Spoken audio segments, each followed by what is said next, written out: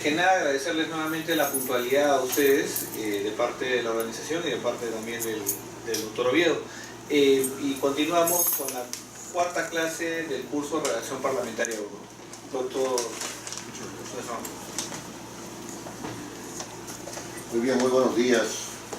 Espero que hayan pasado un buen fin de semana. Hoy día me tienen que entregar un trabajo, ¿verdad? Sí, gracias. Entonces, lo que van a hacer es entregármelo al final de la clase. Bien, el día de hoy tenemos nuestra cuarta clase. Voy a hacer una recapitulación de las tres clases precedentes y vamos a entrar en materia en esta cuarta clase. Tenemos un ejercicio número 4, ¿se lo podrían repartir, por favor? Bien, mientras reparten, hemos tratado básicamente tres temas en cuanto a redacción se refiere. El primer tema ha sido relacionado con el circuito de la comunicación, donde la aseveración principal es que no existe un texto fuera del circuito comunicativo. Esto que parece ser obvio se deja de lado muchas veces por hacer que el texto sea coherente, consistente, que esté bien estructurado, etc. Y no se tiene en cuenta de que estamos en un circuito comunicativo donde hay emisores y receptores y referentes, ¿no? Que es la parte principal. Entonces, hablamos en este circuito de la comunicación de elementos de la comunicación, que no voy a detallar, y de funciones de la comunicación. Después de esta digamos, ubicación de la redacción en el circuito de la comunicación, lo que hemos hecho es meternos dentro de uno de los elementos de la comunicación, que es el código, porque en el código están todas las posibilidades de elaborar justamente los mensajes.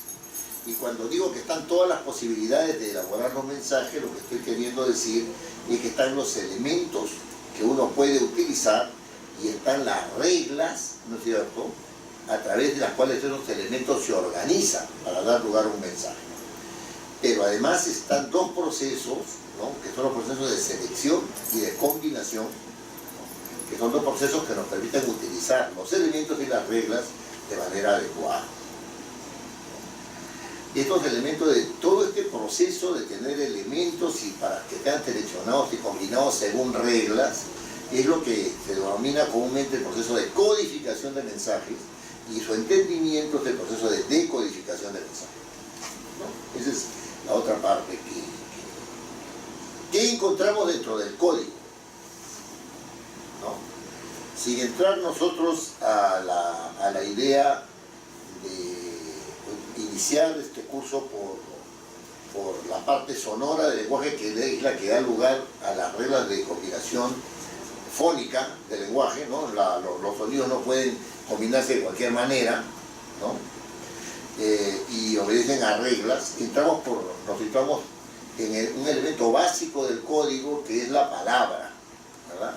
Y dijimos que la palabra tiene elementos que son constantes, componentes que son constantes y componentes que son variables. Y hemos diferenciado dos tipos de palabras. Las palabras que pertenecen al eje nominal, que están centradas en torno al nombre, y las palabras que pertenecen al eje verbal, ¿no?, que están centradas en torno al verbo. De esa ubicación dedujimos, ¿no?, que la conformación de mensajes está relacionada con el eje nominal y con el eje verbal. Los mensajes no se construyen sin nombres o sin verbos, ¿verdad? Dimos una larga explicación de cuál era la naturaleza de cada una de las categorías gramaticales, porque justamente son las categorías gramaticales las que nos permiten entender qué cosa hacemos cuando utilizamos una categoría gramatical en relación con una referencia, y ahí estamos con el nombre, con una acción, y ahí estamos con el verbo, con una generalización o una particularización, y ahí estamos con los artículos, Y cuando nos referimos a la modificación de los nombres, estamos ante una caracterización, ¿no es cierto? Que no es lo mismo que la modificación de los verbos, que sí la llamamos propiamente modificación y que puede ser en tiempo, en modo, ¿no? En lugar, etcétera, etcétera, ¿no? Entonces, estos recursos, que son recursos de carácter gramatical, porque, claro, cuando un nombre se relaciona con un adjetivo, tiene que hacerlo por lo menos en número, y si no, en género y número, ¿no es cierto? Y lo mismo sucede con el artículo, ¿no? No sucede esta relación con el verbo y el adverbio, ¿no? Porque no hay relaciones de concordancia, ¿no? Sino hay relaciones de tiempo, hay relaciones de modo, hay relaciones de ubicación en el espacio, etcétera, etcétera, ¿no? Ese es otro tipo de relación, ¿no? Y además dijimos que si construimos un texto básico, este texto básico que en la gramática tradicional se denomina oración, ¿no? Tenía que haber una concordancia entre el núcleo del sujeto y el núcleo del predicado, es decir, entre el núcleo de aquello de lo que se habla y el núcleo de aquello de lo que se comenta, ¿no es cierto? De lo que se comenta. Muy bien, esa concordancia era de número y de persona, ¿no es cierto? Si el sujeto estaba en singular, el verbo tenía que estar en singular. Si el sujeto está en plural, tenía que estar en plural. Si el sujeto está en primera persona, yo, tú, él, ¿no es cierto? Teníamos que hacer esa concordancia también con las terminaciones verbales. Muy bien, hasta ahí hemos llegado, ¿no es cierto? Y hemos hecho una serie de ejercicios acerca de eso, haciendo hincapié de que las relaciones gramaticales no son las únicas que existen en la gramática, sino que también existen relaciones lógicas, ¿no? Las relaciones lógicas. Yo les dije que la caracterización de un adjetivo es una relación lógica que supone una relación de concordancia, ¿no es cierto? En número, por lo menos, entre el nombre y el adjetivo, ¿verdad? Pero existen otro tipo de relaciones lógicas que no son de este tipo de relacionadas con la concordancia. Las relaciones lógicas de ubicación en el tiempo, el presente, el pasado y el futuro, supone una relación lógica de colocación en el tiempo, una relación lógica de temporalidad, ¿verdad? También en el espacio, si yo digo aquí, estoy en el espacio. Del modo, si yo digo lo hice bien, estoy ubicado de manera modal en el tiempo, ¿no es cierto? Si yo digo que soy yo, es porque estoy ubicado como actor dando el mensaje, ¿no es cierto? Pero si digo tú, es porque me estoy refiriendo al que me escucha, y si digo él, es porque me estoy refiriendo a aquel del cual estoy hablando. Y esas relaciones son relaciones lógicas, pero no necesariamente son solamente gramaticales, sino son lógico-gramaticales. Pongan atención en este aspecto, porque cuando uno se relaciona con los referentes, establece relaciones lógicas de referencia, que no son propiamente gramaticales. Es la relación de la palabra con el objeto, ¿no? Cuando yo digo yo y me refiero, cuando yo hablo y digo tú, hay una relación lógica de desplazamiento, ¿no es cierto?, del oyente respecto, del hablante respecto al oyente. Y eso, ¿qué de gramatical tiene? Si no está expresado en el yo. Ahí es donde empieza la gramática.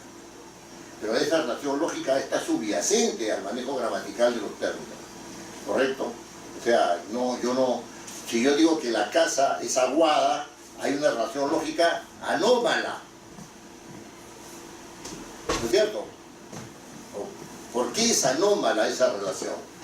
Porque lógicamente una casa o es de material que no tiene que ver nada con el agua, ¿no es cierto? O sencillamente no es casa. Y si digo que la casa es de hielo, ya la he solidificado. O sea, el proceso de concebirla como sólida implica que yo tengo una relación lógica que se opone a lo aguado o a lo propiamente, ¿cómo se llama el término o gaseoso, ¿no es cierto? Término gaseoso. Muy bien, el día de hoy vamos a empezar por hacer unos ejercicios, sobre las relaciones, ¿no? Sobre este tipo de relaciones lógicas, pero ya no entre los elementos sueltos, ¿no?, entre las categorías, sino entre oraciones, ¿ya? Entonces, vamos a ver cómo vamos jugando con eso. Yo les he prometido también darles un elenco de todas las relaciones gramaticales y las relaciones lógicas, ¿no es cierto?, que están subyacentes a los mensajes, ¿no?, a estas relaciones gramaticales. Lo voy a hacer, no lo voy a hacer hoy día, lo haré en la próxima clase. Eso es lo que toca. ¿Bien? Correcto. Entonces, ahora, a ver, empecemos con estos ejercicios. Yo les digo acá, especifique los elementos de las siguientes oraciones. Estoy utilizando una orden con un verbo que es el verbo especificar. En la clase anterior yo les había dicho que solamente lingüísticamente la formalidad de la especificación se daba con la preposición de. ¿No es cierto? Era la manifestación formal de la especificación, que es otra relación lógica, una relación lógica de especificación, ¿verdad? Muy bien. Si yo tengo leopardo vino, ¿qué cosa puedo especificar? ¿Cómo? No. Ese tipo de especificación, yo sé que ustedes me van a contraargumentar y me van a decir, si vino corriendo, yo estoy especificando que vino corriendo. ¿No? Me pueden decir eso. Pero eso gramaticalmente obedece al criterio de modo, no de especificación. O sea, ¿cómo vino? Corriendo. Y les acabo de decir algo que ustedes no están teniendo en cuenta, porque el problema es seguir la indicación. Las especificaciones se hacen con la preposición de.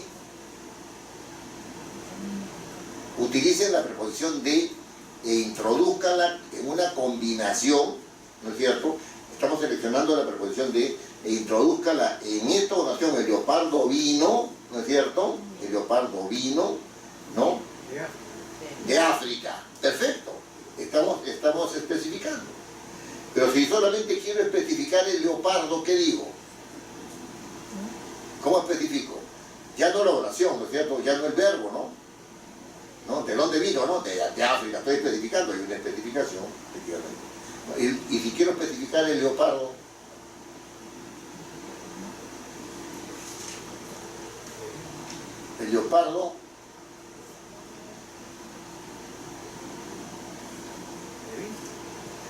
no está bien. Le estoy diciendo que me especifique el leopardo. ¿El leopardo qué? ¿El leopardo qué? El leopardo de África vino. ¿Ya? Porque yo tengo que utilizar la preposición de para especificar, ¿no es cierto? Ya, es un ejemplo un poco forzado, ¿no? Es un ejemplo un poco forzado. Ya, pero entremos a un ejemplo más aceptable, ¿no es cierto? No digo que sea inaceptable, estoy diciendo que es un poco forzado, ¿no? El leopardo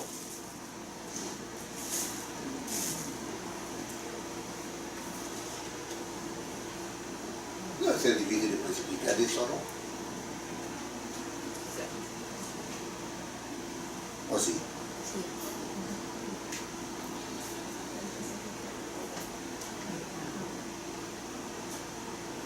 A ver. ¿Te dan cuenta que las especificaciones van corriendo de sujeto a predicado igual? O sea, el leopardo de Juan vino. Juan tiene un leopardo, pues. ¿No? El leopardo de Juan vino. Ya, dejemos este ejemplo. Pongamos, el tablero no podía sostener los libros. Especifiquen. El tablero no podía sostener los libros de matemática. Perfecto, es una especificación. Ahora, pero especifiquen ahora solamente el tablero. No, ¿cómo va a ser el tablero de matemáticas?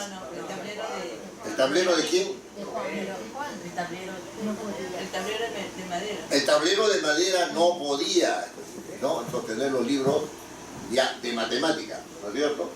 No podía el tablero. O el tablero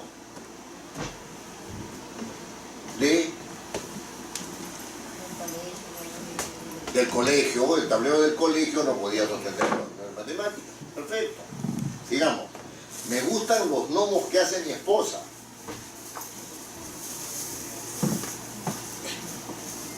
Especifiquenla. Introduzcan una especificación ahí.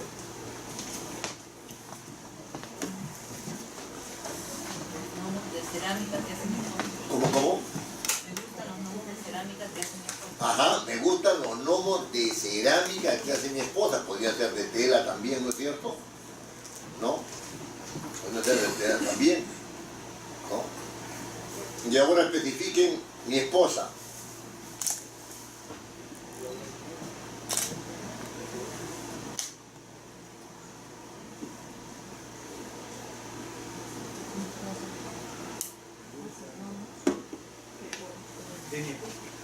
No se puede especificar. No se puede, pues, hay una limitación. ¿No es cierto? Cualquier frase que pongan ahí será inaceptable. Esos son los límites, pues. O sea, las funciones no se pueden realizar, las relaciones lógicas no se pueden realizar de manera indefinida. Esa regla no se acepta. No existe esa regla. Ahora fíjense acá la otra. Niegue las siguientes oraciones. Niegue las siguientes oraciones. La casa es verde. No escuché cómo. La casa no es verde. Correcto, la casa no es verde. La negación siempre se hará con no, ¿no es cierto? No siempre. Pero generalmente se hace con no. Y entonces, como no solamente puede modificar un verbo, entonces siempre será un adverbio. El mundo es perverso.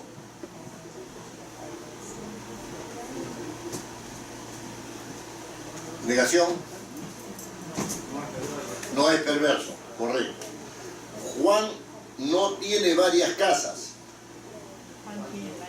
Juan tiene varias casas. ¿No es cierto? Juan tiene varias casas. El mundo en que vivimos va a la destrucción. No va a la destrucción. Pero resulta que hay otro verbo conjugado que es vivimos. Y a ver, nieguen vivimos. El mundo en que no vivimos va a la destrucción. Ah, ya. También, ¿no? También va. La trampa tendida no tuvo efectos decisivos. Tuvo efectos decisivos. Claro. Entonces, la negación de una negación es una afirmación. ¿No es cierto? La negación de una afirmación es una afirmación. Bueno, cambie estas oraciones otorgándoles una estructura condicional. A ver, explico. ¿Qué cosa es una estructura condicional? Una estructura condicional es una estructura que tiene la relación sí, entonces. ¿Correcto? Es una estructura condicional. Si haces esto, pasa lo otro. ¿No es cierto? Si ocurre esto, ocurrirá también esto otro. ¿No? Si intentas hacerlo, te irá de esta manera, ¿correcto? Esa es una estructura condicional. La fórmula es sí, entonces. ¿Ya? Yo tengo una oración. La trampa tendida no tuvo efectos que fueran decisivos. Ustedes tienen que cambiar esta oración de tal manera que la van a convertir en, que van a meter estos elementos en una estructura condicional. Por supuesto que eso va a suponer cambios, ¿no? Pero tienen que poner esa oración en una estructura condicional. A ver, vamos. Sí tuvo efectos, entonces fue decisivo. Ah, Fueron decisivos. entonces, usted lo que está queriendo decir es lo siguiente. Si la trampa tendida tuvo efectos decisivos, fíjate que ya le quitó el no, ¿ah? Ya le quitó el no, ¿no es cierto? Si la trampa tendida tuvo efecto, entonces esos efectos fueron decisivos, ¿correcto? Ya, está bien la entrada, pero había que afinarla nada más. Diga. ¿Cómo puede repetir? Claro. Por favor. Si la trampa tendida tuvo efectos, entonces esos efectos fueron decisivos. ¿Ya? Tendida. O sea, se dan cuenta que hay que hacer varios cambios, ¿no es cierto? Hay que hacer varios cambios. No pudo hacerlo porque la lluvia se lo impidió. No pudo hacerlo porque la lluvia se lo impidió. Esta oración métala en una estructura condicional y por supuesto van a tener que hacer cambios. A ver.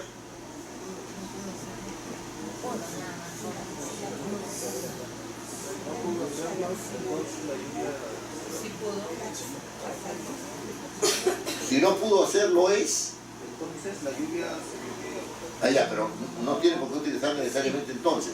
Si no pudo hacerlo es porque la lluvia se lo impidió. Ah, ¿Se da cuenta? Pero si yo lo pongo en negativo, hemos hecho ejercicio de negación, ¿no es cierto?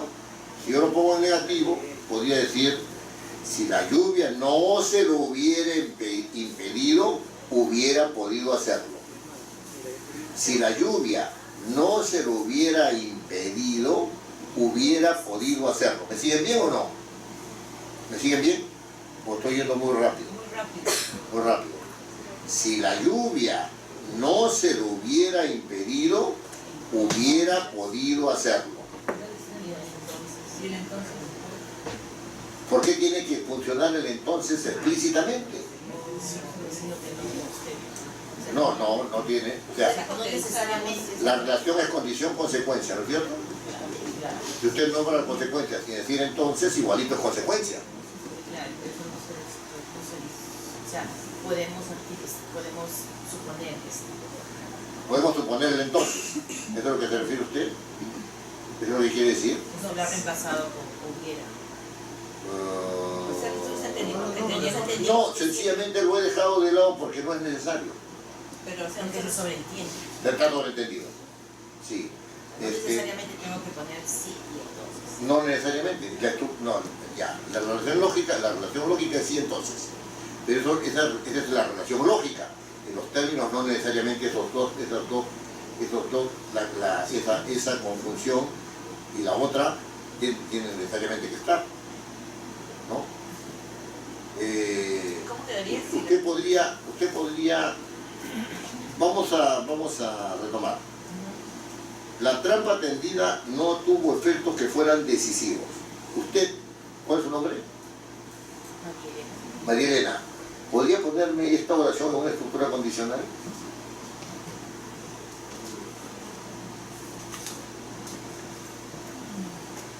La trampa tendida no tuvo efectos que fueran decisivos.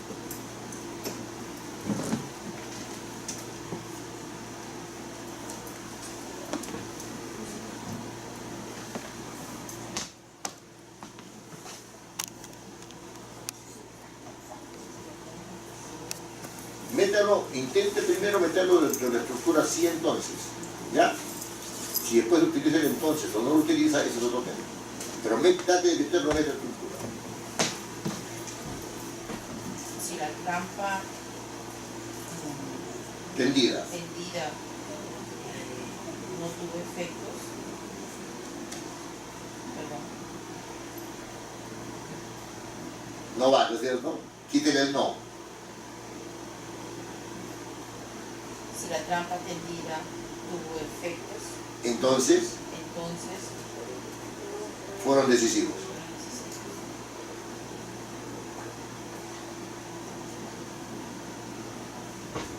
un poco más difícil. Claro, porque no es una estructuración fácil. Esta no es una estructura fácil. Porque cuando uno mete una oración afirmativa dentro de una estructura condicional, ¿no? La lógica de relación de los términos cambia. Ahora, intente de nuevo hacer. No pudo hacerlo porque la lluvia se lo impidió. Metan esta oración dentro de una estructura condicional.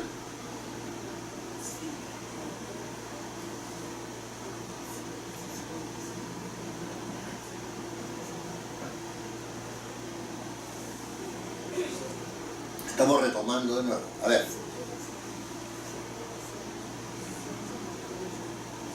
Sí pudo hacerlo. o sea, podemos cambiar la estructura? Tiene que cambiarla. Tiene que cambiarla. Esta es una estructura de oraciones afirmativas. O sea, si va a una estructura condicional, tiene que cambiarla y meterla dentro de este moldecito que es sí entonces. De repente no utilizan el entonces, porque la consecuencia es lógica, ¿no es cierto? No necesitan necesariamente la palabra. Si la lluvia se lo impidió, entonces no pudo hacerlo. Si la lluvia se lo impidió, entonces no pudo hacerlo. Hay algo que no está bien ahí. Hay algo que no está bien ahí.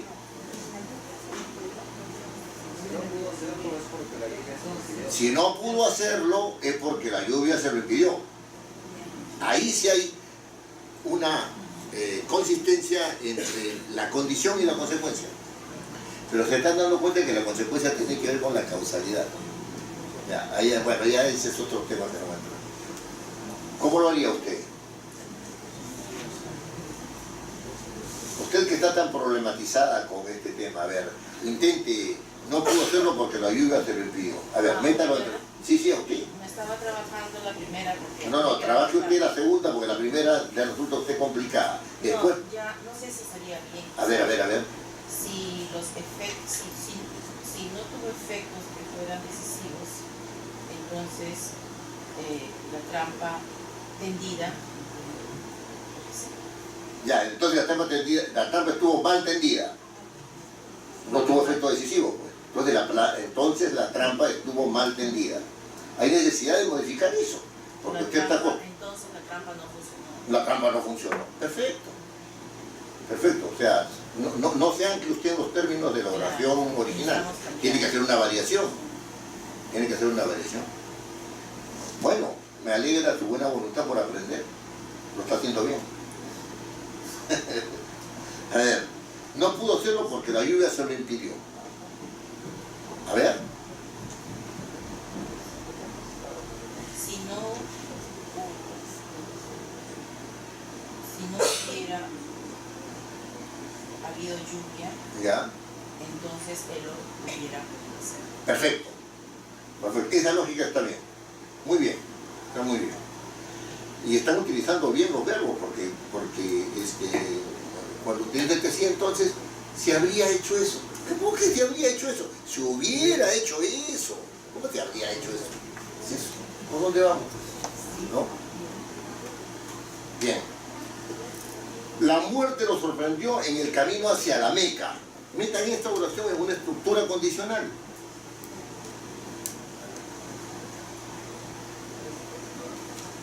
Era un árabe que iba a hacer su peregrinación, ¿no? Una vez en la vida los árabes tienen que ir a la Meca. Ahí está en el Corán. Si no hubiera ido a la Meca, la muerte lo hubiera sorprendido en otro lugar. Entonces la muerte no lo hubiera sorprendido.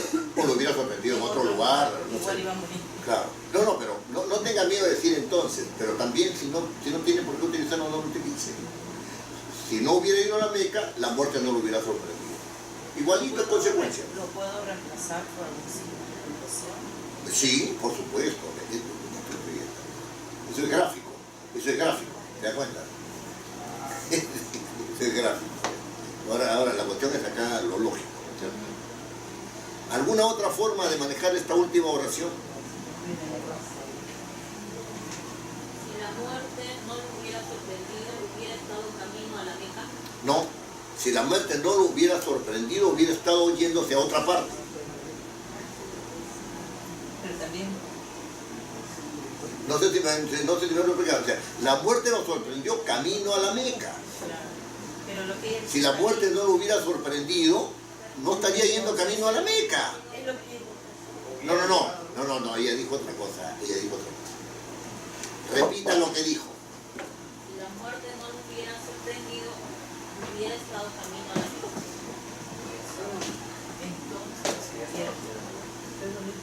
Hubiera llegado a la Meca, es lo que ha querido decir usted. Entonces hubiera llegado a la Meca. Ya, pero eso trastoca un poco el otro lado. Ya, pero no importa, está bien. Trastoca un poco el otro lado. ¿Está bien? Ya entendí lo que ha querido decir. Pero eso trastoca un poco el sentido de lo que... Pero está bien, está dentro de la estructura. Muy bien. Puede ser también que estuvo camino a la Meca y la muerte lo sorprendió. No, porque ahí no hay una estructura condicional. Eso se llama, hay una coordinación. Cuando usted dice y, ya no es condicional ya. Ya no es condicional. Fíjese el siguiente ejercicio, por ejemplo. Coordine estas oraciones con un criterio adverso o contradictorio. Ah, qué indicación tan rara. Ya. Espera un ratito. Un momentito. ¿Cómo va a coordinar con una cuestión adversa? Si es adversa, es que es contraria, pues entonces ¿cómo va a coordinar? No. Voy a explicar. Si yo digo Juan y Pedro, he realizado una coordinación. ¿No es cierto? Si digo Juan o Pedro, he realizado otra coordinación. Pero es una coordinación excluyente. Si yo digo Juan pero Pedro, pónganse en esta lógica, Juan pero Pedro, entonces lo que estoy haciendo es decir, oye, uno está excluyendo al otro, pero por una especie de contradicción. ¿No es cierto? Lo pongo en una oración más extensa. Juan va, pero Pedro también. Si yo digo Juan va, pero Pedro también, estoy haciendo una coordinación, pero una coordinación que me está dando una información de adversidad. ¿Por qué estoy haciendo una coordinación? Porque las dos oraciones están en el mismo nivel, una no depende de la otra. Esa es una coordinación. Si dos oraciones están en el mismo nivel y una no depende de la otra, estoy realizando una coordinación. Que esa coordinación tenga información adversativa, esa es otra cosa. Que tenga información contraria, esa es otra cosa.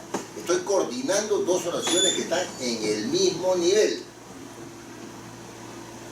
¿Les habían hablado de que es posible una coordinación adversativa? Nunca, ¿no? Bueno, eso pasa. Las mujeres tienen mucho en su lenguaje eso. Sobre todo cuando se ponen a coquetear. No, pero sí, sí, pero no. No. Es una lógica un poco adversativa. Me está diciendo no, me está diciendo sí.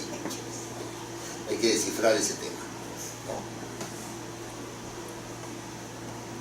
Muy bien.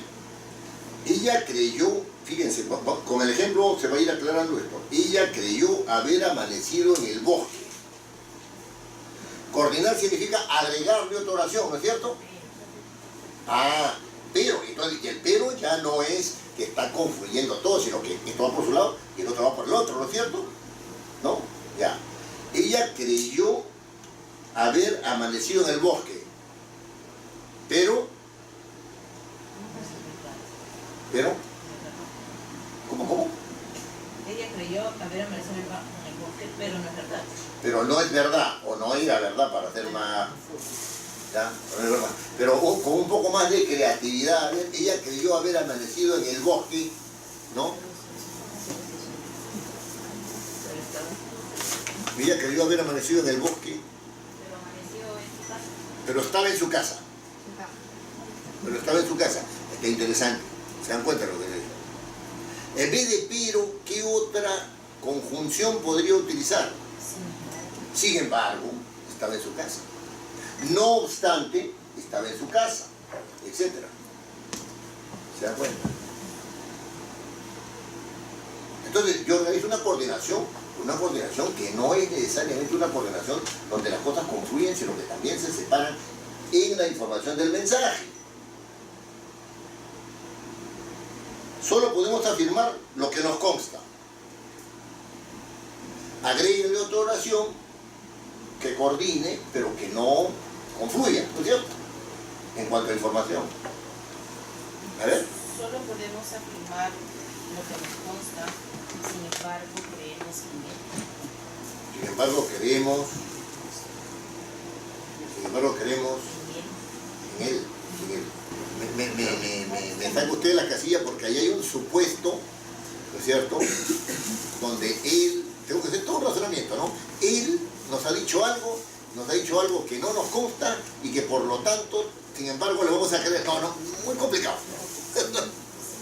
Pero fíjese que el ejemplo no es malo, porque todas las oraciones están hechas con presuposiciones. Todas tienen presuposiciones, todas. Esto es evidente. Esta oración, esto es evidente, tiene una presuposición. ¿Cuál es la presuposición? De que lo que yo digo es verdadero.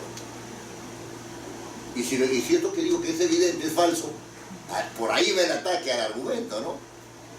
¿A qué empiezan las técnicas de argumentación? Aquí empieza la técnica. Señorita, ¿usted quería decir algo? ¿Se arrepintió? Oración, no. Solo podemos afirmar lo que nos consta, sin embargo las dudas nos llevaron. Sin embargo, Las dudas nos llevaron. así es. Sí, dígame. Entonces, solo podemos afirmar lo que nos consta, no obstante tenemos poca información. Exacto. no obstante tenemos poca información. Y eso, por ejemplo, ya inmediatamente introduce un elemento de... Es interesante este último ejemplo, ¿eh? Porque introduce un elemento por el cual el argumento que se está dando no tiene la solidez suficiente, por la escasa información que tenemos. Y ahora quiero entrar en... Ustedes tienen ahora algunos otros recursos, ¿no es cierto? Que si yo niego, si yo condiciono, ¿no? el mensaje, ¿no? Si yo lo coordino agrupando, si yo lo coordino escindiendo. Sin embargo, estaba en su casa. O sea, no. Ella estaba en el bosque y ahí la encontraron. Ah, no, ahí sí todo confluye, ¿no? Pero, y sin embargo, estaba en su casa, se había imaginado que estaba en el bosque, ¿no? La información y la referencia, en un caso es excluyente y en otro caso es coincidente. O sea, entra a coincidir, ¿no es cierto?, en el tiempo. Muy bien. Ahora vamos a analizar unos textos que seguramente por su trabajo ustedes, perdón, ¿cómo dice? No lo escucho bien. El ejercicio de... El ejercicio de... No lo hemos hecho. ¿Cuál es el ejercicio de...? Perdón, yo estoy con otro... Antes... Sí, dígame. Ah, el anterior, algún ratito. Ah, estas son coordinaciones confluyentes. ¿Ya? Discúlpeme, pase. Estuvo hasta que la noche lo sorprendió. ¿Otra oración? ¿Qué tipo de oración? ¿Qué tipo de Es coordinar, es una coordinación que confluye. ¿Sí? Coordine una oración con la que se le propone. Que no se le oponga necesariamente. Estuvo hasta que la noche lo sorprendió. ¿Cómo? Y tuvo que regresar a su casa. Por ejemplo, hay una contradicción, hay una secuencia, ¿no? La secuencia de hecho. Nadie había escuchado el disparo.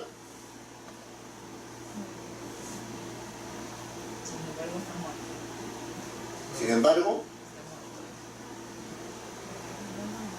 está muerto. Ya, un poco fúnebre la cosa, pero bueno. ¿Qué otro ejemplo?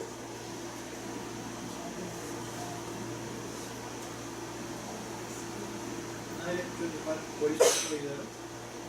¿Perdón? Nadie había escuchado el disparo, por eso no lo ayudaron. Exacto. Bien. De acuerdo. Entonces la coordinación confluyente es como una consecuencia de la anterior oración.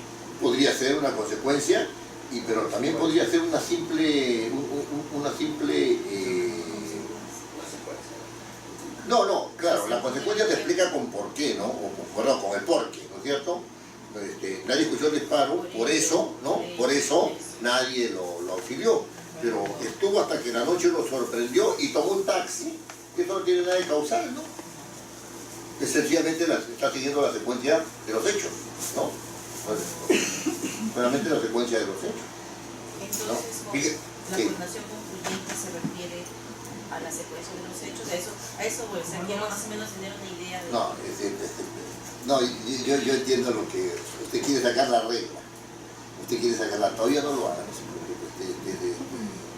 Pero lo que sí le puedo decir es que si usted no excluye, entonces la oración que está añadiendo está confluyendo.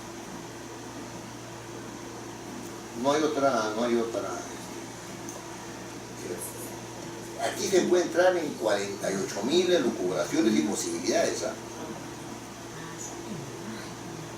Porque una cosa es la condición, otra cosa es la consecuencia, una cosa es la posibilidad, otra cosa es... No, ahí sí, eso déjenmelo a mí nomás, ustedes no se preocupen de eso por ahora. Si quieren un curso más a fondo, un curso más a fondo.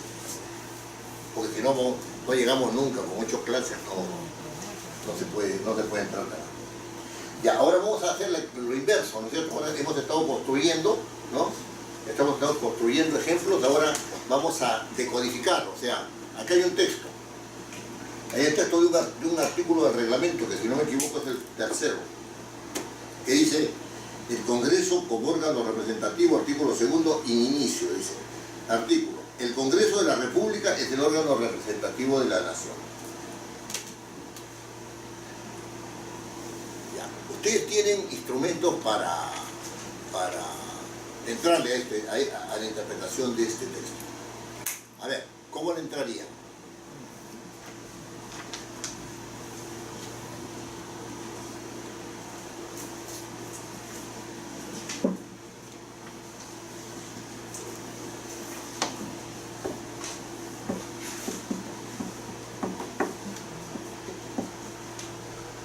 Están perdidos. No, es que la pregunta no está muy clara. No, no está Dice, ¿cómo clarísimo. entrarían? ¿Cómo entrarían a analizar este texto? Con respecto a que, o sea, porque usted nos ha enseñado varios tipos de... Ustedes saben las preguntas con las cuales se entra a elaborar, a entender de qué se está hablando. Empezamos por analizar de qué se está hablando. Así es. ¿Y cómo entra a saber de qué se está hablando? Por el verbo. Ya. ¿Cuál es el verbo? Es, ¿no es cierto? Ya. ¿De qué hablamos? Del Congreso. Correcto. Muy bien. Estamos hablando del Congreso. Muy bien. Quedémonos ahí un ratito, ¿ya? Quedémonos ahí un ratito. Ese es el sujeto de la oración, es de lo que hablamos, ¿ah? Pongan atención, es de lo que hablamos. Todo el mundo sobreentiende qué es el Congreso. O sea, ¿cuál es el referente? Cuando digo cuál es el referente, ¿qué estamos entendiendo por Congreso? Eso es lo que estoy diciendo. Para este caso, ¿no es cierto? Para este caso, ¿qué se entiende? No, ese es el comentario. No se meta con el comentario todavía, porque el comentario es complicado, no complicado, pues tremendamente complicado no es, pero cuando hablamos del Congreso, ¿a qué nos estamos refiriendo? Al Parlamento. Al Poder Legislativo. ¿Qué significa Poder Legislativo? Parece obvio, ¿no? Parece obvio. Es la institución donde se crea, modifica. ¿Es solo eso? ¿Es solo eso? No, lo que usted ha dicho está bien. Pero no sé si tan básicamente, doctora, disculpe que usted, voy a dejarlo ahí en stand-by. ¿Qué es el Congreso? ¿Cuál es mi referencia? Es lo que estoy preguntando. Mi objeto de referencia en este momento es conceptual, ¿no es cierto? Es un concepto político. Congreso, cuando usted dice Congreso de la República, es un concepto político. Muy bien, entonces usted se está refiriendo a la función legislativa. Pregunta, ¿es la función legislativa la única que caracteriza el referente Congreso? No, entonces está limitada su referencia. Es limitada su referencia, o sea, su objeto de referencia está limitado, porque también tiene que introducir la función de control político. Correcto, muy bien. Hay otros elementos que están sobreentendidos en nuestro imaginario político, ¿no? En nuestro imaginario social respecto del Congreso. ¿Qué otros elementos están sobreentendidos? Usted dice Congreso y lo entiende como si fuera una cosa normal. No vamos a hablar del Congreso, no hay problema. Pero está sobreentendiendo cosas. A ver, al punto. Ya, tiene dos funciones básicas, ¿no es cierto? La función de legislar y la función de hacer control político, ¿no? Control político. Ya no voy a entrar ahí. Ya, pero, control político. Muy bien. ¿Qué más? Ustedes tienen más ideas de lo que es el Parlamento, ¿eh? O sea, tus referencias, ustedes las tienen. Lo que pasa es que no las tienen explícitas.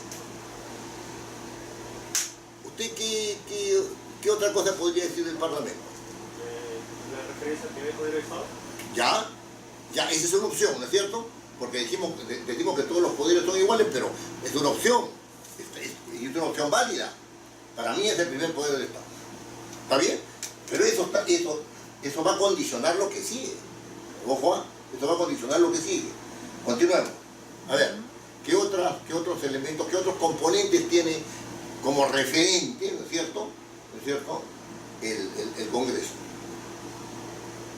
Estamos tratando de ubicar el objeto de referencia.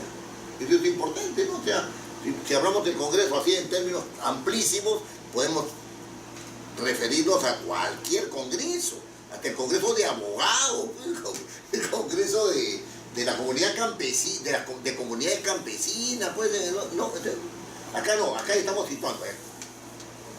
Legislar, hacer control político, etc. Esos representantes, Está constituido por representantes. claro, esos representantes tienen la, digamos, la finalidad de velar por las necesidades de su nación, de su pueblo, por algunos objetivos. Claro, la idea que se tiene, ¿no es cierto? Muy bien, está bien.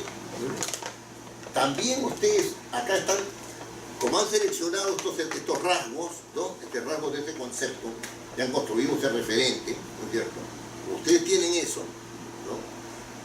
También han dejado de lado otras cosas. Este no es el Poder Ejecutivo. ¿Cuál es la diferencia? No es el Poder Judicial. ¿Cuál es la referencia? No es un órgano constitucional autónomo, tampoco. ¿No es cierto? O sea, no es el Tribunal Constitucional, no es el Consejo de la Magistratura, etcétera, etcétera. No es, pues, no es.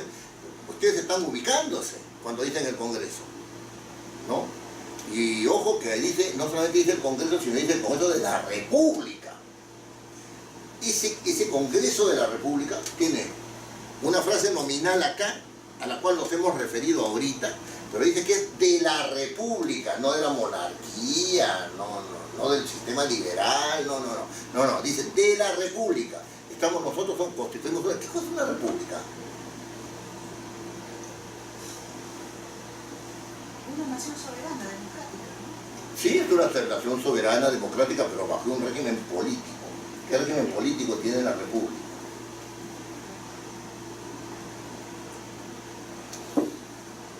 Se la dejo para después, porque no nos vamos a extender en este tema.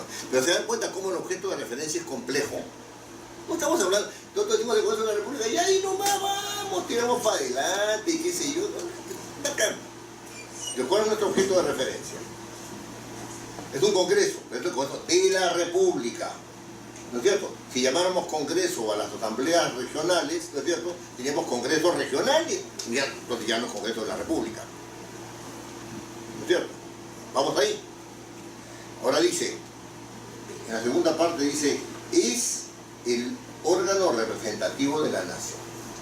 Dice, el Congreso de la República, y el comentario que hace a esta institución que realiza la función de legislar, la función de hacer control político, que se diferencia de los otros poderes y de los órganos constitucionales, etcétera, etcétera, etcétera, ¿no es cierto? ¿No? Y que es además un órgano del sistema republicano, de él decimos, comentamos, que tiene que es, ¿no es cierto?, el órgano representativo de la nación. Ese es nuestro comentario. Es un comentario, ¿no? Ya, ese comentario también tiene su referente. ¿Qué cosa es ser un órgano representativo? Doctora, ¿cómo se llama usted? Zoila. Muy bien. Ha aludido ella a que hay representantes. Pero tener representantes es lo mismo que decir ser un órgano representativo. Lo digo de otra manera. ¿Ya? Es el órgano representativo de la nación. Es lo mismo que decir está constituido por los representantes elegidos por el pueblo. No lo dice así. No lo dice así. Está diciendo que es un órgano. No le da... Cuando define cuando dice que es el órgano representativo, comentando acerca del Congreso, dice que es un órgano, no un conjunto de congresistas. No dice eso, es un órgano. Es el órgano representativo. Ahora, ¿qué se quiere decir cuando uno dice cuál es mi referencia, ¿no es cierto? ¿Qué se quiere decir cuando se dice que es un órgano representativo?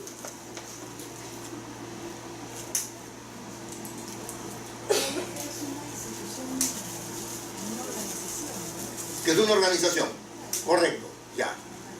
Pero representativa, ¿qué significa eso?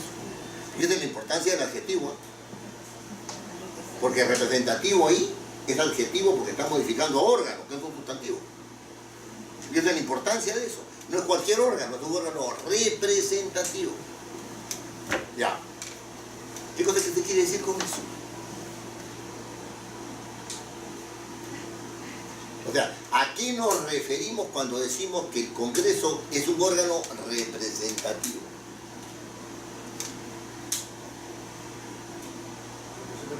Representar, El órgano representa a todos los peruanos. Si interpretamos así, es el órgano el que tiene la capacidad de representar. No son los congresistas. Es el órgano. Ya. O sea que esta definición es una definición kantiana. O sea, ya está dentro de la lógica, ¿no?, del idealismo alemán, de que de ahí se deriva, ¿ya? Es el órgano que existe por sí mismo y que tiene como característica intrínseca ser representativo. El órgano. Y esto es tan cierto, fíjense bien, estoy hablando de los referentes, ¿ah? Y esto es tan cierto que los congresistas no son representantes solamente si solamente son elegidos. Salen elegidos y no son representantes. ¿O si son? Les dice que son representantes electos, pero no son propiamente representantes. Más aún, según nuestro reglamento del Congreso, estoy armando el referente. Estoy armando el referente. Según el reglamento del Congreso, hay una forma en la cual los congresistas tienen que ser incorporados, las famosas juntas preparatorias. Hay un procedimiento. ¿En qué consiste el procedimiento? Primero, que presenten sus credenciales. Entonces ahí se entrega tus credenciales y el jurado manda las suyas. Segundo, esas credenciales tienen que ser corroboradas. Se presentan ante la oficialía mayor. Sí, es el señor. Porque ahora en la Zángaro se falsifican también credenciales de congresistas, también, ¿no? Entonces, muy bien. Tercero, tienen que ir a juntas preparatorias y tienen que leerse la credencial de la junta preparatoria y tienen que juramentar. Dice el reglamento clarito que si no juramenta no puede ejercer la función. Muy bien, pero con eso ya son representantes tampoco, porque tiene que haberse instalado la legislatura para que ellos puedan hacer ejercicio de la función. El 27 de julio se instala la legislatura y recién ahí son representantes. O sea, ¿por qué hay estas reglas? Porque esas reglas son propias del órgano representativo. O sea que la función de representación no es una función de los congresistas, sino es una función que es un rasgo inherente a la institución parlamentaria. Fíjense bien lo que significa decir que es un órgano representativo. Y los congresistas se convierten en representantes en la medida y solo en la medida en que son incorporados. Si no son incorporados, no pueden ser representantes. Es el órgano es el que es el representativo. Entonces cuando dicen los congresistas hacen función representativa, están diciendo una verdad a medias. Porque dicen, ¿qué cosa es la función representativa? Y todo el mundo la entiende como la función por la cual los congresistas se van a sus pueblos, dicen qué necesidades tienen, vienen y les comunican al Ejecutivo que esto y lo otro, y sirven de intermediarios. ¿Sí o qué? Pero el órgano representativo, que es el representativo al cual ellos se han incorporado, no tiene como función la intermediación. ¿Dónde está en la Constitución de que los congresistas tienen que intermediar las necesidades de los pueblos que los eligen? ¿Dónde está? Si me ubican ustedes una disposición constitucional, para mí sería grandemente iluminador. Entonces, la pregunta es ¿cómo ejercen la representación? A través de las leyes y a través de la función de control. Lo que pasa es que esas dos funciones de control, y este es un comentario que sale ya de lo que estamos haciendo, la función de control y la función de legislación no están legitimadas. Y al no estar legitimadas, ¿no es cierto?, no realizan la función de representación. ¿Qué significa esto? Si ustedes ven la serie House of Cards en Estados Unidos, ¿no es cierto?, ven que uno de los ministros, que también es congresista, ¿no?, y que después llega a ser vicepresidente, bueno, secretario de Estado, ¿no?, allá en el ministro, secretario de Estado, va y discute con todos todos los afectados y pacta con ellos, llega a acuerdos con ellos respecto de la adopción de una ley. Ahí se discute, por ejemplo, la ley de educación. Y entonces se reúnen en el mismo Palacio Legislativo, o en el Palacio, porque ese es otro sistema, ¿no? O en el Palacio de Gobierno, y van los representantes de los sindicatos, etcétera, etcétera, etcétera, y ejercen su presión y legítimamente agarran y dicen yo no quiero que sea así, y tienen que llegar a acuerdos. Y esa es una forma de legitimar. Acá no. Acá el Ministerio de Economía te dice esto no va y lo mandan al archivo. ¿Qué es eso? ¿No? Ya, pero ese es un comentario que va aparte, ¿ya? Es un comentario que va aparte, que es consecuencia de establecer con claridad cuál es tu referente. Yo sé que la opinión que yo estoy dando es una opinión debatible y que algunos dirían que el reglamento está equivocado. También pues pueden decir que el reglamento está equivocado y que la función representativa tiene que constituirse por el Congreso de otra manera. Ah, está bien. ¿De acuerdo? Pero lo que dice el reglamento es esto. No está diciendo otra cosa. Entonces las leyes no se inventan, están dadas. Uno no puede hacer de lo que concibe, puede hacer una ley, eso no puede ser. Porque la ley tiene un procedimiento para hacer ley. Muy bien. Entonces, y dice además que es el órgano representativo de la nación. ¿Cuál es mi referente de nación? Nación es lo mismo que Estado.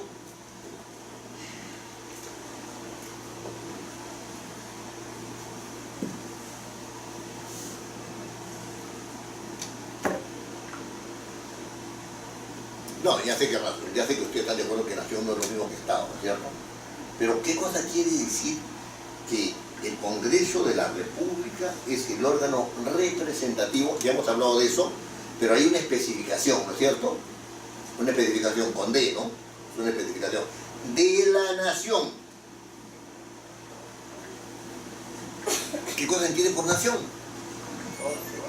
De todos los peruanos. ¿Alguna acotación a lo que acaba de decir el ilustre? Puede ser los ciudadanos del país. ¿Todos son ciudadanos?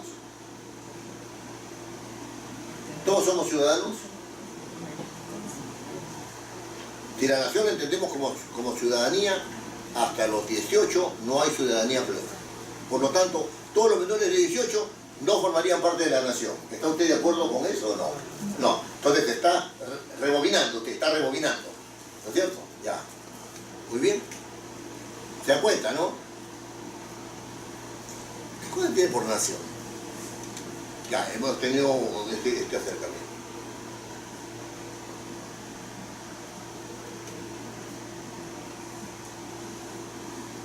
Estamos haciendo este ejercicio porque cuando ustedes van a sus oficinas se encuentran con textos. O sea, no. Y entonces dice, oye, pero esto de acá, este pata está diciendo que es de acá, no es del otro lado, está diciendo que es aquí y no allá, o sea, está diciendo, todo eso tiene que entrar en la interpretación. Así como entra para la construcción de texto, también tiene que entrar en la interpretación de los textos. ¿Qué significa de la nación?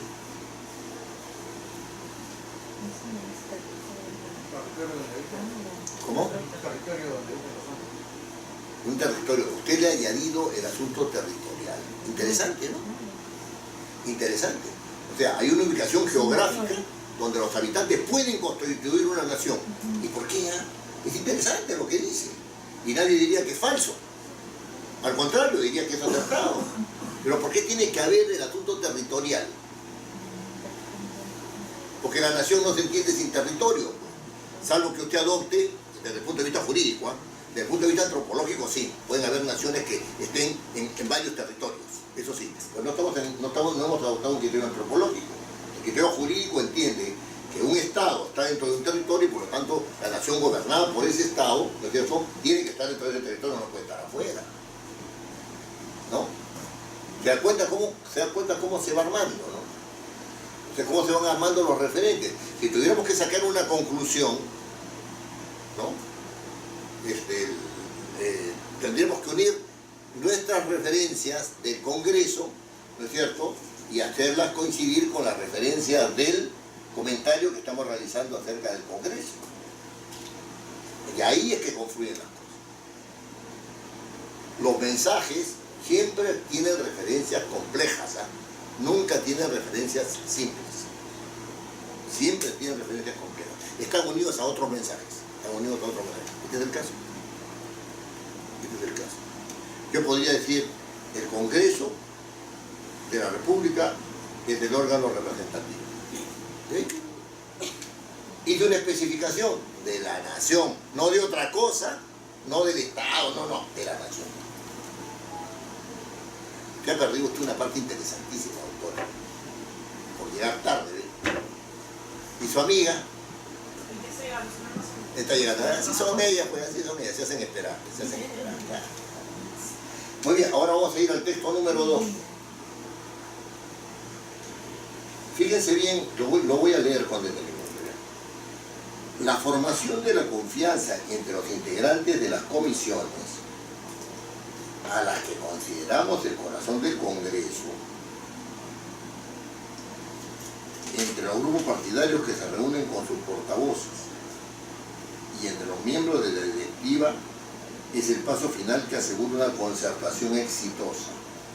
La confianza nace del conocimiento y se nutre de la tolerancia y el respeto por la opinión ajena. Lo voy a leer sin leer el entreguiones, ¿ya? Sin leer el entreguiones.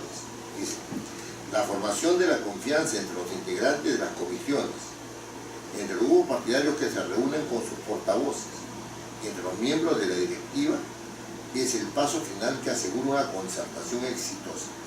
La confianza nace del conocimiento y se nutre de la tolerancia y el respeto por la opinión ajena. Ya. Este texto es un texto que es parte de un discurso que dio el doctor Carlos Ferrero cuando era presidente del Congreso. ¿Ya? Entonces, ¿de qué estamos hablando?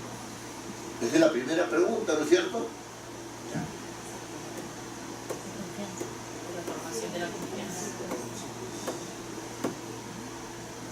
De la formación de la confianza. Correcto. Hay bastante que decir acerca de la formación de la confianza, ¿no es cierto? Hay 3 líneas ahí. ¿Y qué estamos comentando? Que es el paso final que asegura una concertación exitosa. ¿No? Es lo que estamos comentando. Hay un comentario adicional que dice, la confianza nace del conocimiento, ¿cierto? Y se nutre de la tolerancia y el respeto por la opinión ajena. Muy bien. ¿Es cualquier formación de la confianza? ¿O de qué formación de la confianza estamos hablando?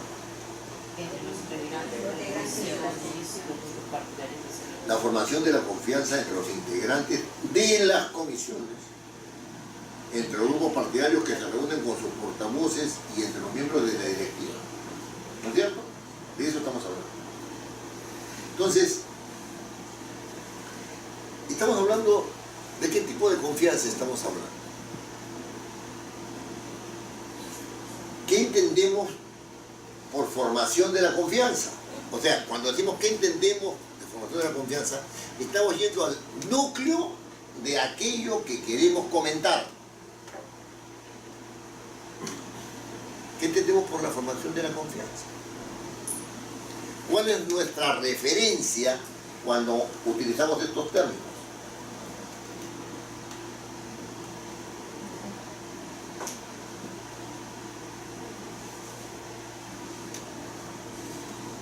¿Qué supuestos hay debajo? La credibilidad. Sería la finalidad esa, ¿no? Pero la pregunta que yo he dicho es, la pregunta que he formulado es, ¿qué se quiere decir cuando se dice, de esto estamos hablando, ¿no? De la formación de la confianza.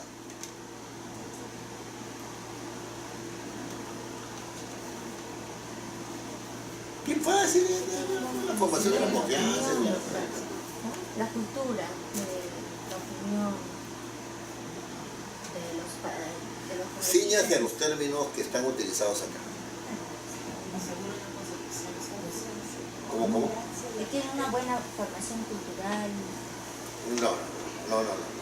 Acá dice Olvídense de todo el texto. Ya, olvídense de todo el texto y solamente dice la formación de la confianza. Está clarísimo. ¿Cuál clarísimo? ¿Cuál clarísimo?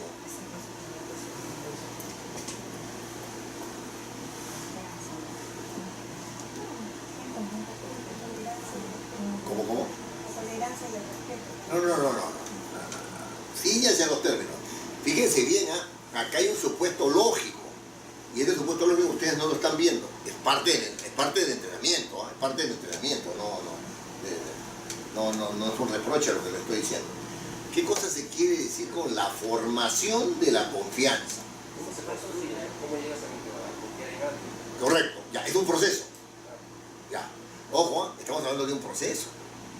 Nuestra referencia no va a un objeto, va a un proceso. Nuestro objeto de referencia, en todo caso, dicho filosóficamente, es el proceso, ¿no es cierto? La formación de la confianza. Hay un supuesto, la confianza no existe, hay que formarla. Ese es el supuesto. ¿Existe confianza o no existe?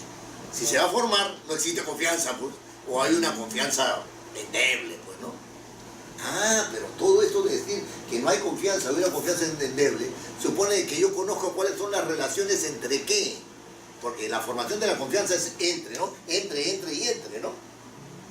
Es decir, lo que está diciendo el autor es que hay que formar la confianza porque la confianza no existe. Ese es el supuesto. ¿Entre quiénes? Muy bien. Entre los integrantes. Claro, los integrantes de las comisiones, los grupos partidarios, ¿no es cierto? Y entre los miembros de la directiva. ¿No es cierto? Muy bien. Todo está clarísimo, ¿no? Está bien claro todo, ¿no? Ya se sabe, pues. Hay que formar la confianza, ¿no es cierto?, entre los miembros de las comisiones, los grupos partidarios, ¿no es cierto?, y los de la mesa directiva. ¿Está bien o no? Muy bien. Sucede que, ¿qué entendemos por comisiones? Aquello que nos dicen que tenemos que hacer. Yo te comisiono para que hagas tal cosa. Está en varias comisiones. Lo tiene que ver acá, ¿no? Ya, ¿por qué? Porque la referencia es otra. ¿Cuál es la referencia? ¿Cómo? Un buen trabajo. ¿Un buen trabajo de dónde? Del Congreso. ¿No? Ahí dice, tenemos el trabajo del Congreso, ¿no es cierto? Por esa frase que está entre guiones, yo sé que las comisiones son comisiones, que son grupos de trabajo del Congreso. ¿A qué comisiones se está refiriendo? Estamos armando el referente de comisiones, ¿A qué comisiones se está refiriendo? A todas, pues. A todas. O sea, a las que son propias de la labor legislativa, a las que son propias de la labor de control, etc. O sea, a las que son de investigación, a las que tramitan los procedimientos de acusación constitucional, a todas se está refiriendo. Entonces, resulta que la formación de la confianza, por supuesto que no existe. Entre los integrantes de las comisiones, entonces está diciendo, tenemos que tener un tratamiento en las comisiones cuyos integrantes adquieran confianza entre ellos. Esto va a tener otras consecuencias, ¿no? Si es que yo quiero que esto suceda, ¿no?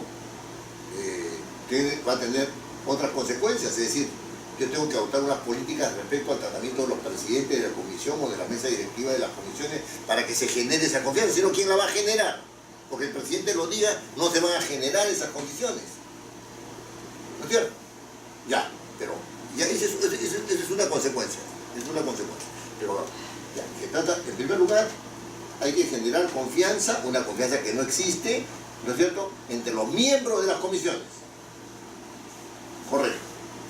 Entre los grupos partidarios, dice. Pongan atención. ¿Existen grupos partidarios en el Congreso? ¿Está usted seguro de lo que está diciendo?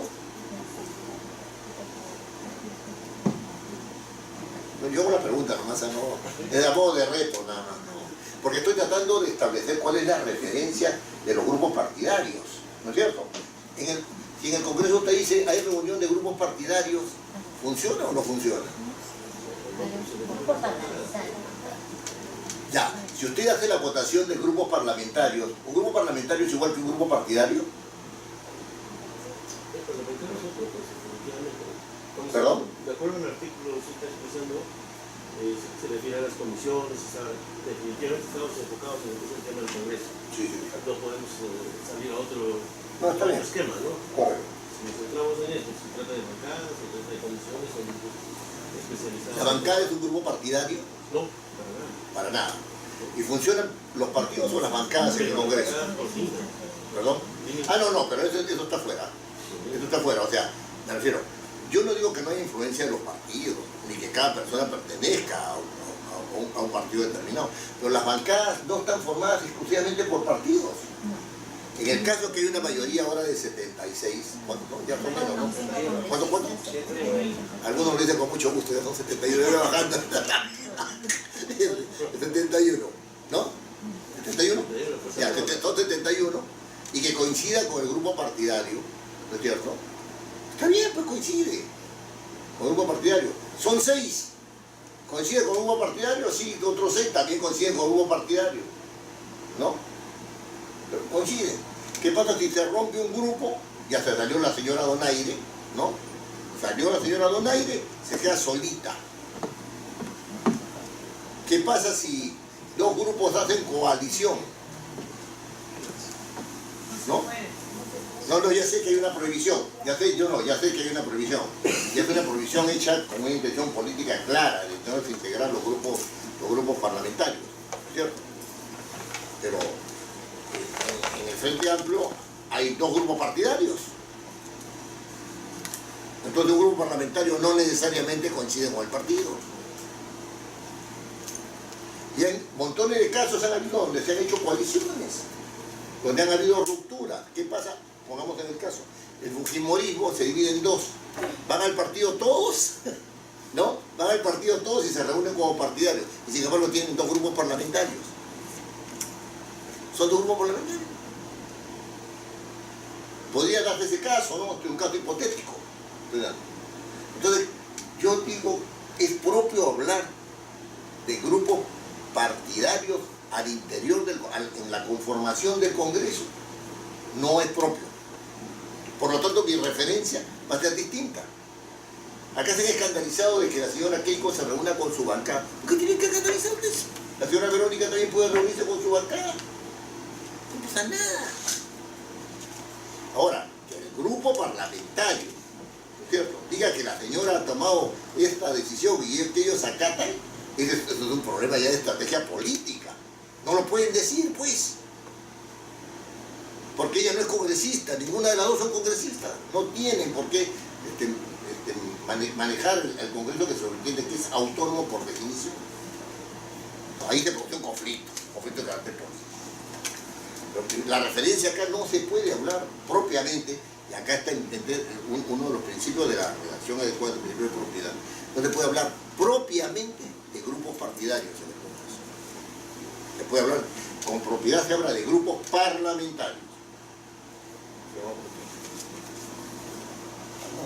O dice que se reúnen con sus portavoces, son los portavoces de los grupos parlamentarios. ¿Qué es un portavoz de un grupo parlamentario? Referencia. ¿Qué es un portavoz de un grupo parlamentario? Bien bacán, el portavoz del grupo parlamentario es el señor fulano, el portavoz del grupo parlamentario. Este grupo parlamentario tiene 3 portavoces, etcétera, etcétera. ¿Qué es un portavoz de un grupo parlamentario? Eso que, o sea, estamos viendo los referentes para decir si lo que consideramos obvio está claro, porque lo obvio puede estar muy oscuro.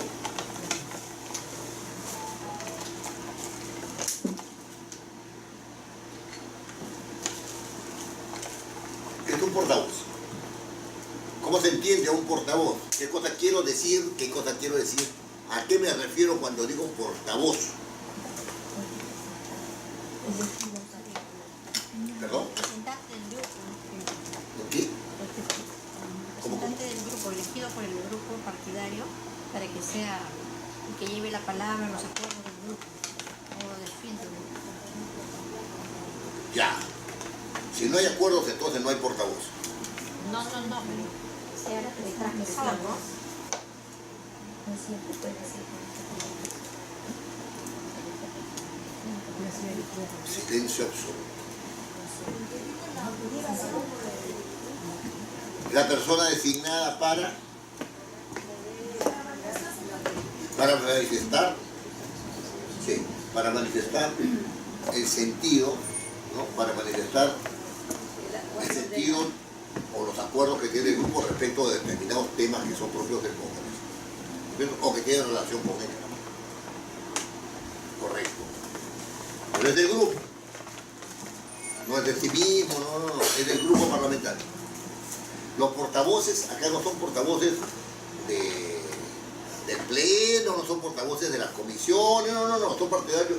Solamente los portavoces están restringidos, referencia restringida a los grupos parlamentarios. Nada más. Muy bien. Sigamos entonces. Y entre los miembros de la Junta Directiva, o sea, la formación de la confianza entre los integrantes de las comisiones, entre los grupos partidarios, ya hemos comentado eso, y entre los miembros de la mesa directiva. Muy bien. ¿Cómo se entiende la mesa directiva en el Congreso? Ha venido de frente a refrigerio. ¿Cómo se entiende la mesa directiva en el Congreso?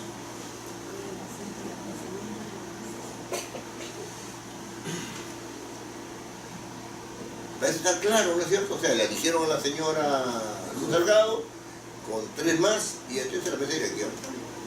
Así es.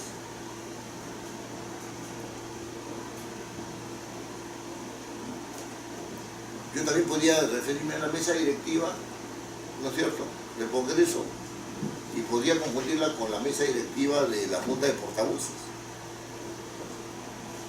La incluyo dentro de la Junta Directiva, de la mesa directiva de la Junta de Portavoces. ¿Incluyo acá esa referencia o no?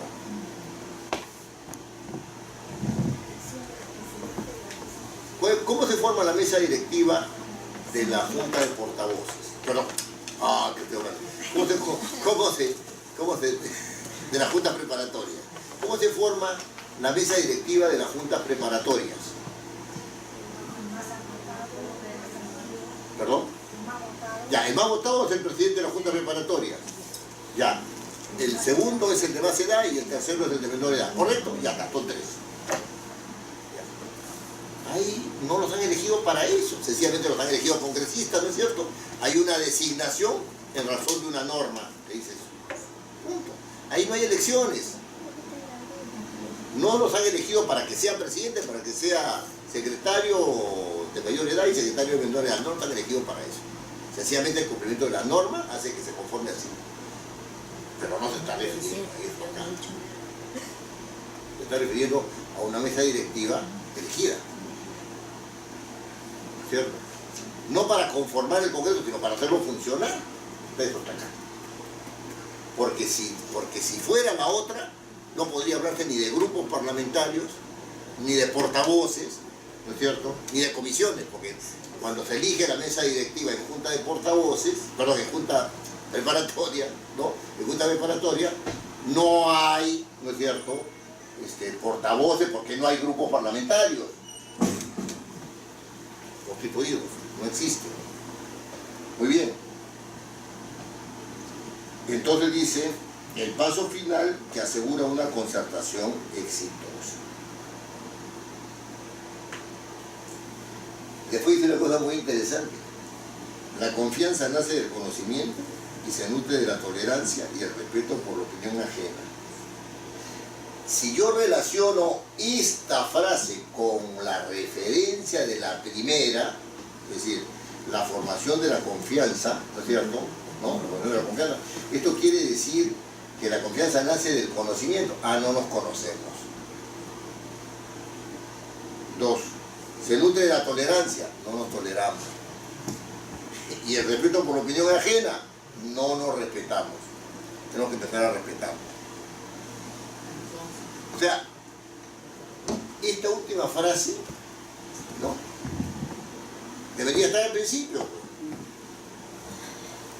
porque su referencia me está dando la clara idea de que la formación de la confianza, ¿no es cierto?, es un proceso que existe porque esa confianza no existe, y porque no existe esa confianza es porque no nos conocemos, es porque no tenemos tolerancia entre nosotros y porque no tenemos el respeto de la opinión, por la opinión pública.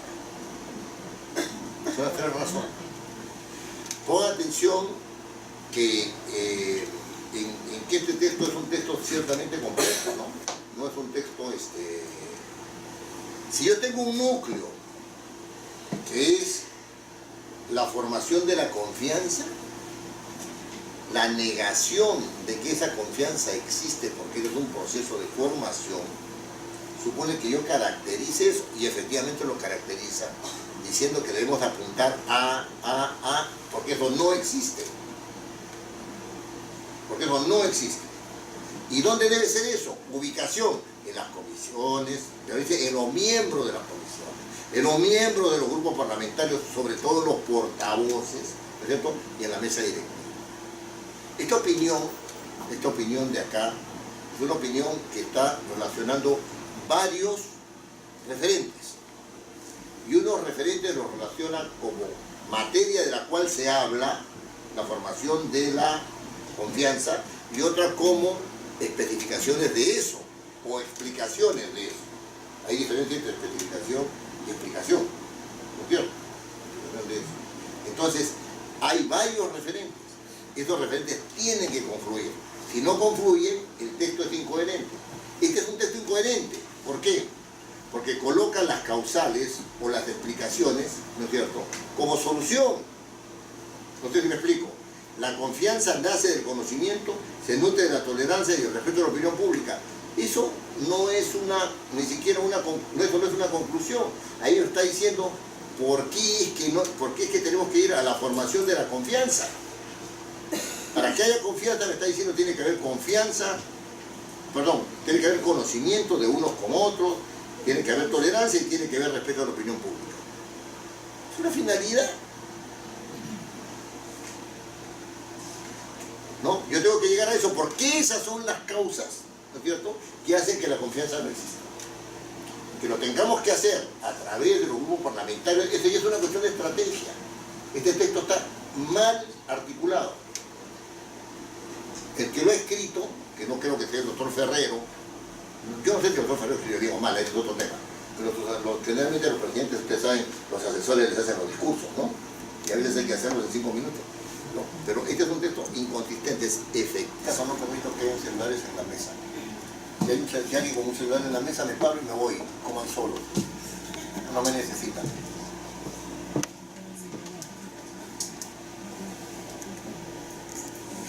Muy bien.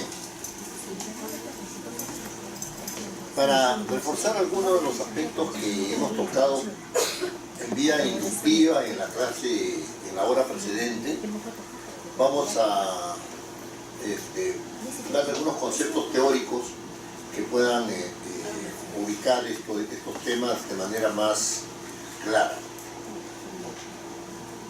Podría... Gracias. Fíjense, yo les había dicho que la construcción de las oraciones podría ser construcciones de oraciones simples, donde hay un sujeto y un predicado. Eso no quiere decir que el sujeto sea simple. Yo puedo decir Juan canta y el sujeto es muy simple, el sujeto es Juan y canta ese comentario, etc. Pero también puedo complejizar enormemente el sujeto y puedo complejizar enormemente el predicado, y la oración seguirá siendo una oración simple, pues tiene un solo verbo. Un solo verbo conjugado. Ese es el punto clave. Yo puedo decir, Juan, el que cantaba por las mañanas a tu ventana en los días de primavera, ¿no es cierto?, es un hombre casado que tiene 30 hijos en 10 mujeres. He complejizado enormemente el sujeto del predicado, y la oración sigue siendo una oración simple. ¿Se dan cuenta? ¿Por qué? Porque tiene un solo verbo que esté conjugado. Pero cuando yo uno oraciones, ¿no? Entonces entro al mundo de las oraciones compuestas, ¿no? Y cada una de ellas tiene su verbo conjugado. Esta afirmación, que es inicial, por supuesto, supone de que yo estoy uniendo dos oraciones, pero yo puedo unir 2, 3, 4, 5, 6 oraciones con diferentes tipos de relaciones entre ellas, donde algunas estén en relación de igualdad, en el sentido de que están situadas en el mismo nivel jerárquico, y otras que tengan dependencias, ¿no? De una oración respecto a la otra. Es decir, hay una oración que no se entiende sin la otra, ¿no? Pero que no se entiende, o sea, no se entiende, usted la isla y no se entiende, ¿no? En ese sentido. Entonces, básicamente en las oraciones compuestas vamos a referirnos a las oraciones compuestas que se hilan, ¿no? Es decir, que se relacionan sin subordinación, ¿no? Hay otras oraciones también que se relacionan pero por exclusión, ¿no? Se excluye el contenido de la primera, excluye el contenido de la segunda, ¿no? Hay otras oraciones que son las condicionales, ¿no? Y otras que son las de subordinación. Sobre las tres primeras hemos hecho ejercicios, sobre la última no hemos hecho ejercicio todavía. No hemos hecho aplicación. Siguiente.